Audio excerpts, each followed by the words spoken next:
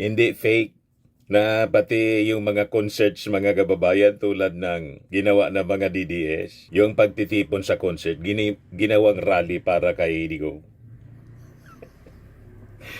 Pati yung prayer rally ng Sinulog, clean name,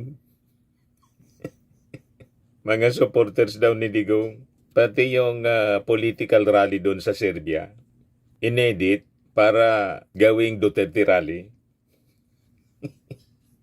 Nabuking na yung mga fake news peddlers mga kababayan. Iyakan sila doon sa Congress, TRICOM hearing.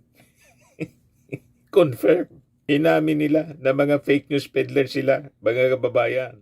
Ito naman po yung bago naming product na binibenta online.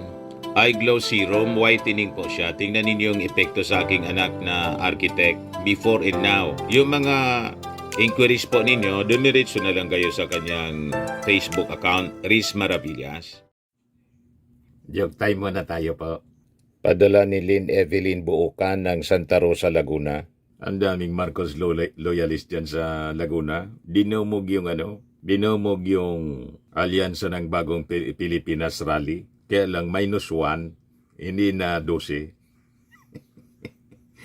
Wala na si Super Ate, nilaglag na ni PBBM. Yan kasi. So yan ang pag-usapan natin mga kababayan. Dito muna tayo sa kwentong katatawanan. Ang titulo nito, may taning.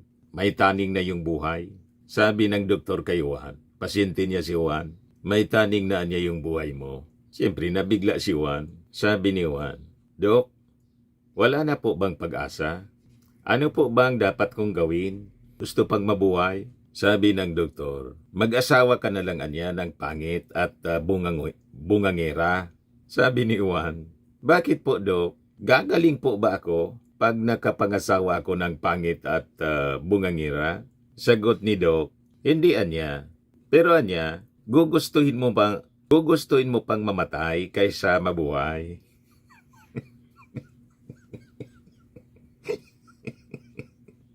Yun pala.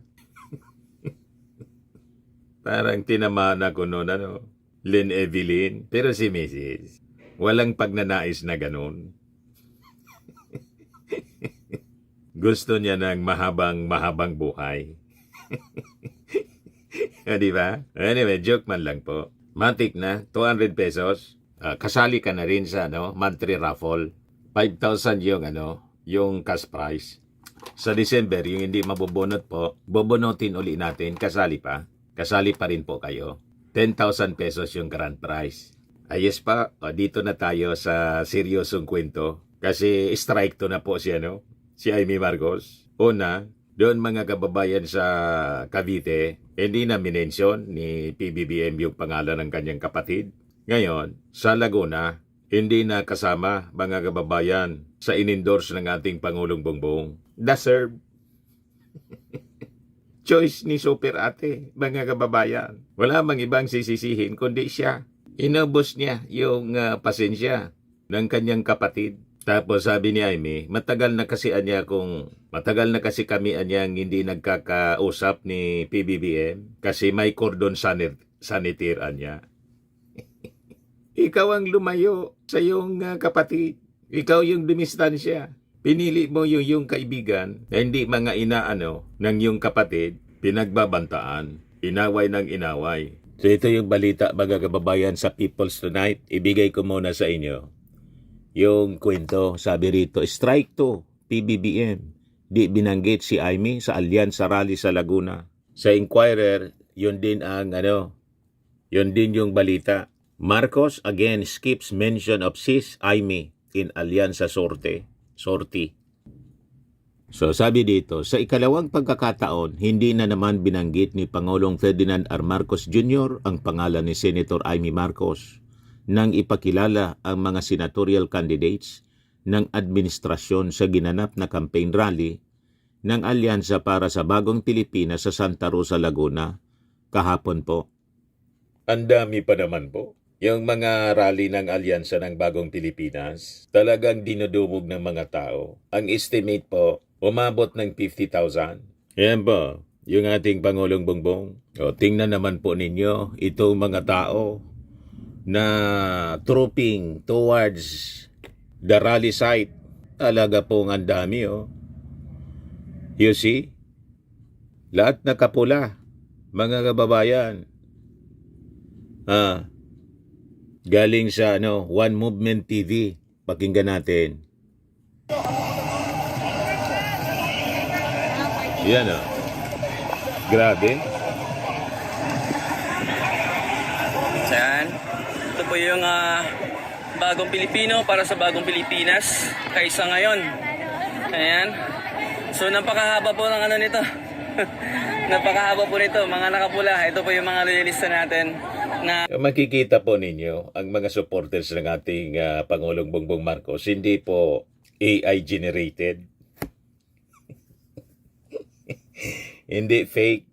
Na pati yung mga concerts, mga kababayan, tulad ng ginawa ng mga DDS, yung pagtitipon sa concert, ginawang rally para kay Digong. Pati yung prayer rally ng Sinulog, clean name. Mga supporters daw ni Digong. Pati yung political rally doon sa Serbia, inedit para gawing Duterte rally.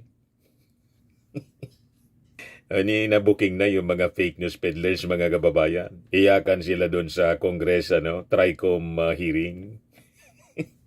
Confirm. Inamin nila na mga fake news peddlers sila, mga kababayan. You see?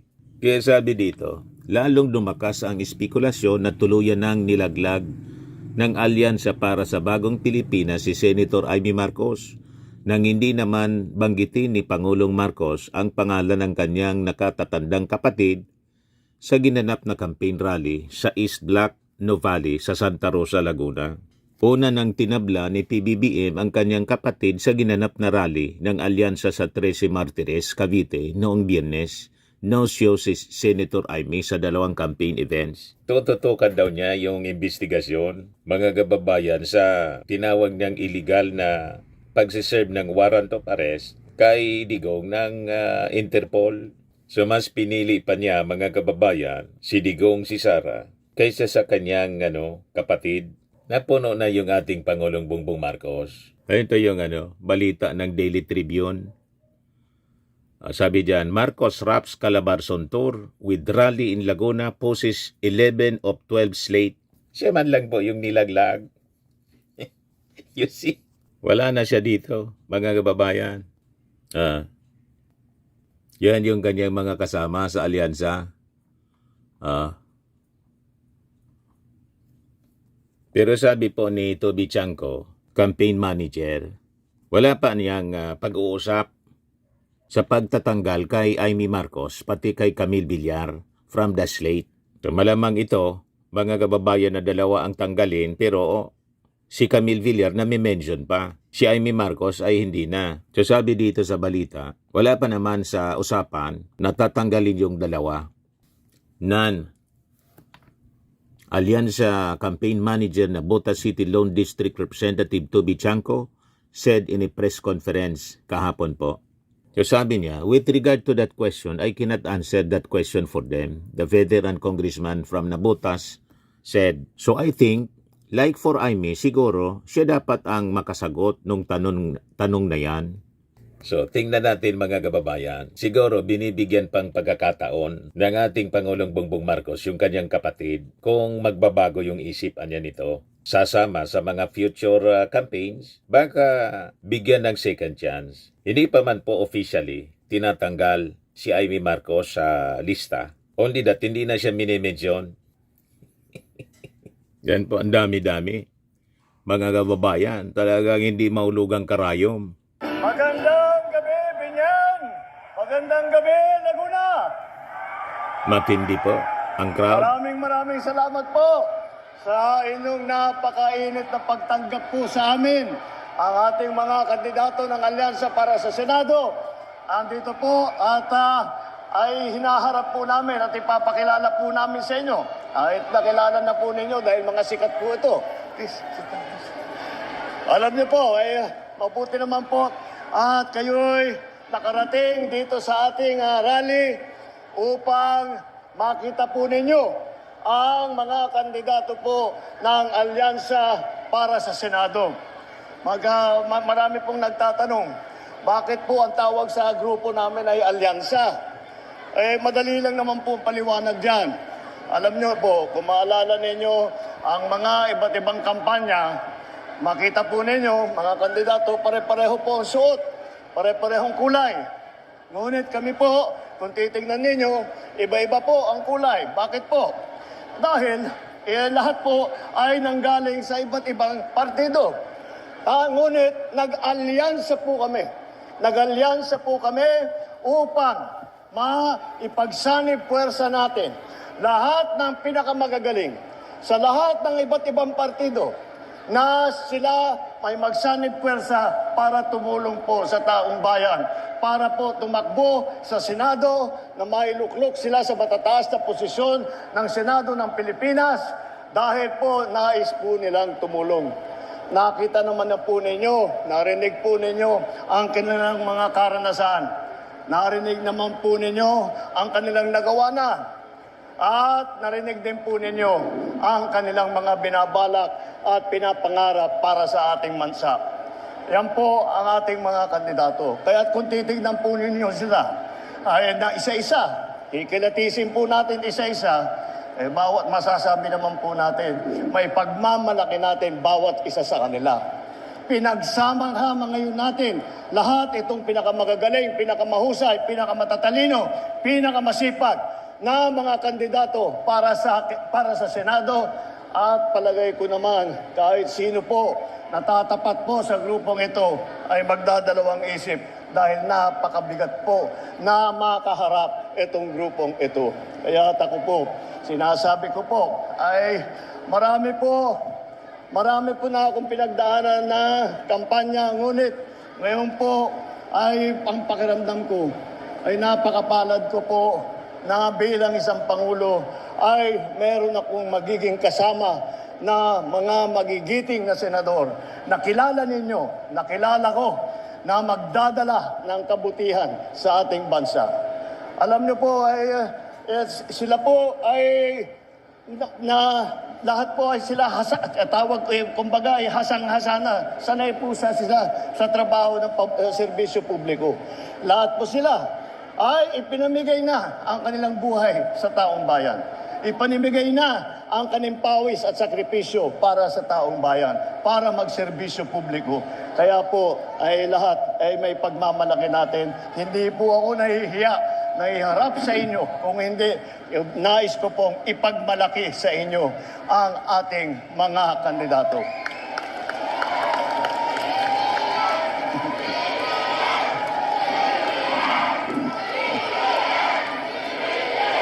Maraming salamat po. Naalala ko tuloy ang rally natin.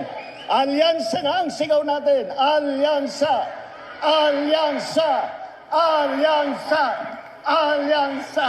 Ayan po. At para hindi nyo po makalimutan, pagdating ng Mayo, na ang ating mga kandidato. Tingnan po natin. Ito pong mga kandidatong nakaharap po sa inyo ngayong gabi. Andito po, karamihan po sa kanila ay dumaan po sa Senado.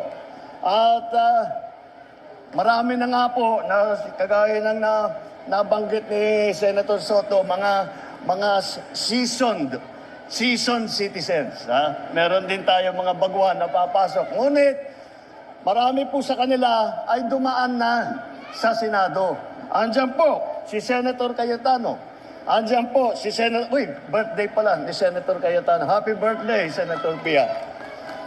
Nakita naman po ninyo kung anong klase ng serbisyo. Birthday na birthday niya. Magpaparty sana. Kung tayo lang, magpaparty tayo sa kasama ng mga pamilya namin. Siya gusto na, nandito siya sa binyan, kasama ninyong lahat.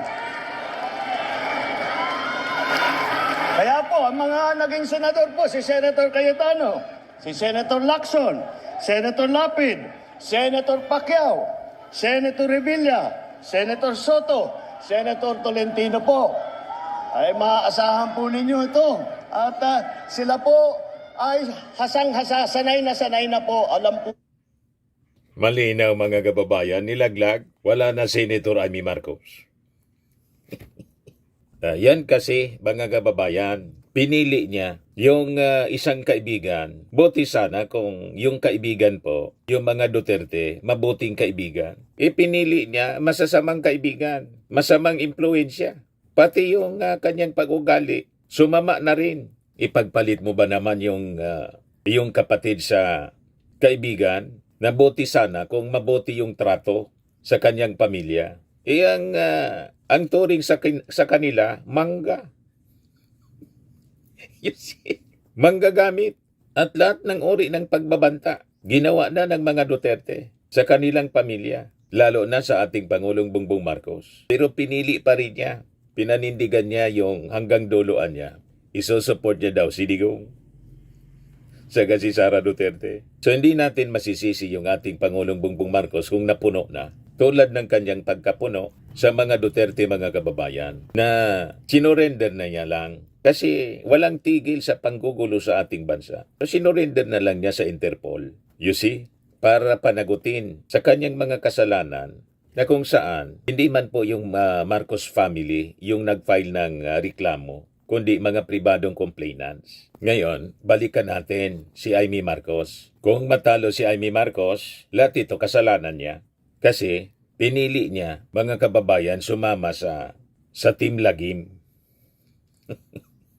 Imbes sa alyansa ng pagbabago, alyansa ng bagong Pilipinas, Team Lagim, Team Kadiliman. Sabi po sa Bible, napakalinaw.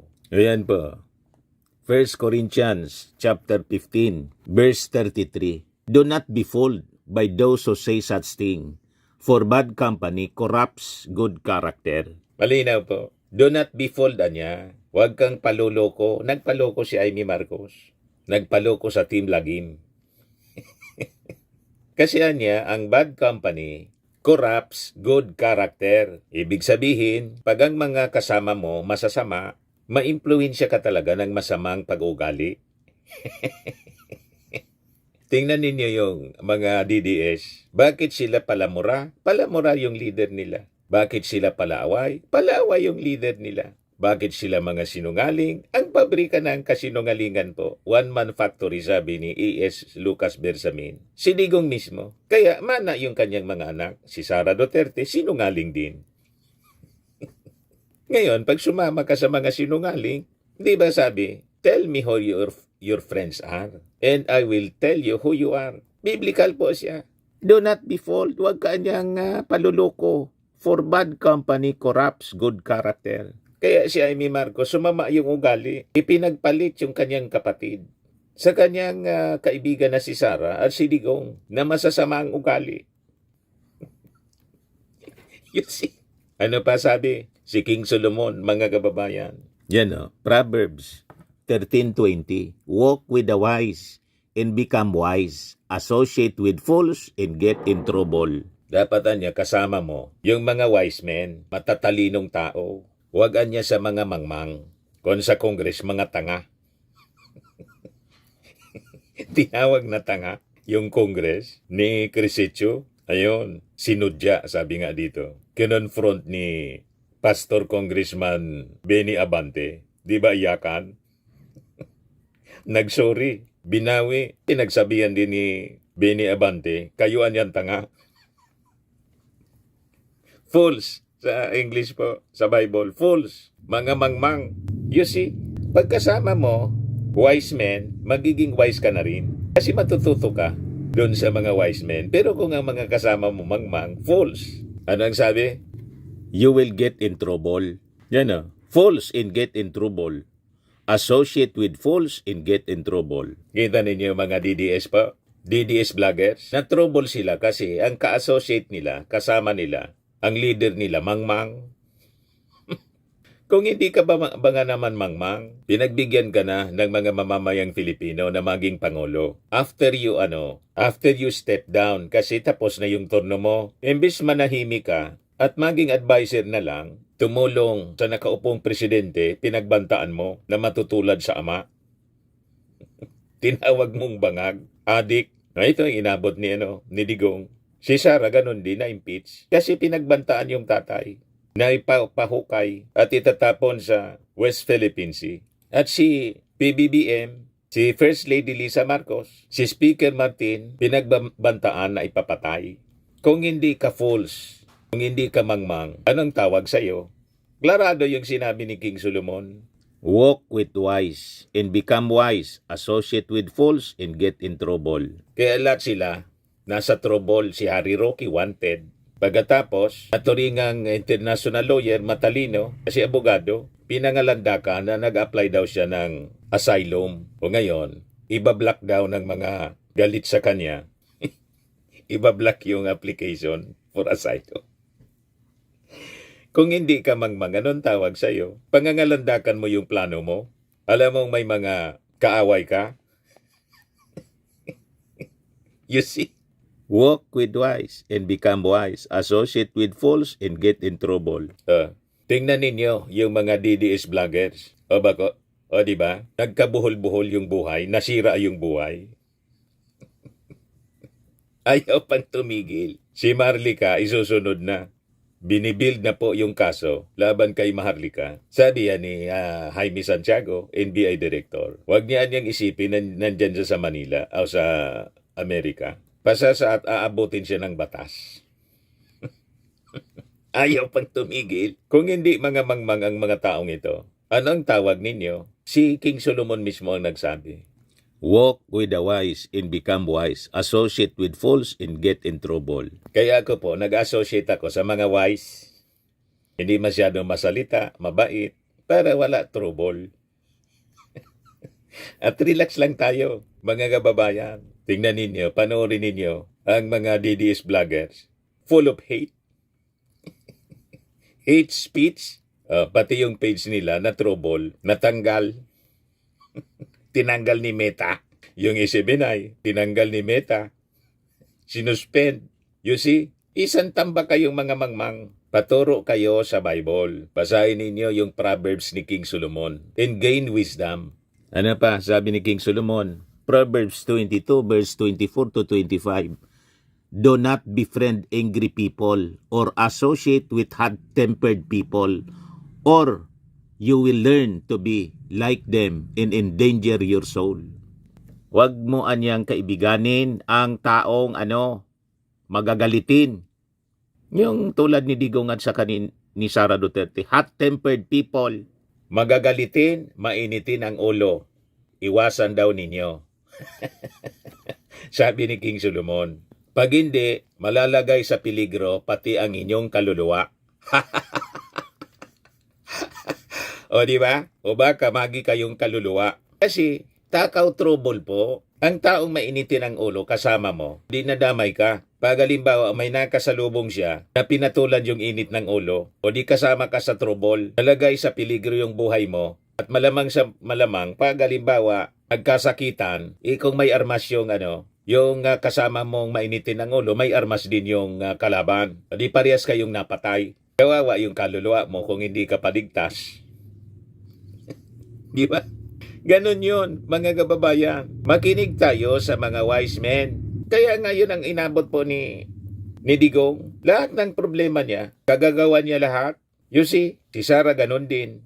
Si Harry Roque ganon din. Yung mga DDS vloggers ganon din po. Lahat kagagawa nila, sila yung gumawa ng kanilang problema. Ano pa sabi sa Proverbs 14:7? Stay away from fools, mga mangmang, for you won't find knowledge on their lips. Huwag ka niyang makikisama sa mga mangmang kasi sa kanilang mga bibig, wala kang mapupulot na karunungan. Sa kanilang mga bibig, makinig kayo sa mga DDS vloggers. Anong nakuha ninyong karunungan sa kanila? Lahat kamangmangan, lahat kapahamakan, tulad ng kanilang inabot ngayon at ng kanilang leader. You see? O ngayon, yung mga DDS, binabanatan, pati yung ICC, binabas, ituloy lang ninyo. Tingnan natin kung ano yung resulta. Pero nag-warning na yung mga nakakaalam. Si Atty. Conti, malamang nga niya, madagdagan ang kaso ni Digong. You see, sabi ni Atty. Conti, dahil sa mga bashings na ginagawa ng mga supporters ni Digong, kinuyog ng basing po yung presiding judge, si Julia Motok. You see? Ito pa, oh. Proverbs 16:29. Violent people mislead their companions, leading them down a harmful path. Yan ang nangyari sa mga supporters ni Digong. Nadamay. Mga violenting tao kasi sila eh. Gustong manakit. Si Digong, gustong manakit palagi. Kill, kill, kill. Di nadamay yung mga followers niya. Una yung kanyang anak, si Sara. Then si Bongo. Then si Bato. Si Bato po, nagtatago na. You see? Yan, napakalinaw sinabi ni King Solomon. Violent people mislead their companions, leading them down a harmful path. Si Bato, nilaglag mismo ni Digong doon sa Quadcom. Ayan pakinggan ninyo. Fix man mamatay man ako. Hindi ako membro ng Double Death Squad. Yung isang senador, yan ang nakaupo dyan, si Senador De La Rosa. Death Squad rin yan.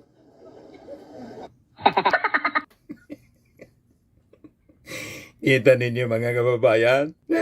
Sakto po yung sabi ni King Solomon. Violent people mislead their companions, leading them down a harmful path. Pagkatapos nagtatago na si Bato ngayon, sabi niya, sasamahan niya si Digong. Doon pa lang sa Hongkong mga kababayan, hindi na siya, umiwas na siya. Natunugan daw na may warrant of arrest na. Nagpaiwan siya rito. Ngayon, imbis na pumunta siya doon at asikasuhin si Digong sa kanyang mga pangangailangan, tumulong kay Sara, nawala na si Bato. You see? Bakit sila na mga DDS mga kababayan naniniwala sa kanilang mga sariling kasinungalingan at fake news? Alam ni King Solomon kasi hindi na ito bago. Yan sabi ni King Solomon, wrongdoers eagerly listen to gossip. Yun ang niyang mga masasamang tao, gumagawa ng masama, excited sila na makinig sa mga chismis, gossip. Liars pay close attention to slander. Ang mga sinungaling daw, pay close attention doon sa mga paninirang puri. Slander? Ang mga sinungaling daw ay nakikinig sa mga paninirang puri. Ang mga masasamang tao eagerly listen to gossip sa mga chismis. And liars pay close attention to slander. Ang mga sinungaling ay talagang pinaniniwalaan nila ang mga paninirang puri. Asa pa kayo? Kaya yung mga paninirang puri na ginawa man lang ng mga DDS laban sa ating Pangulo, pinaniniwalaan nila. Kasi santambag silang sinungaling. Yan ang abilidad ng mga sinungaling.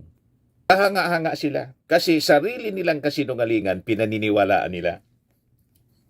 Ganon sila katindi.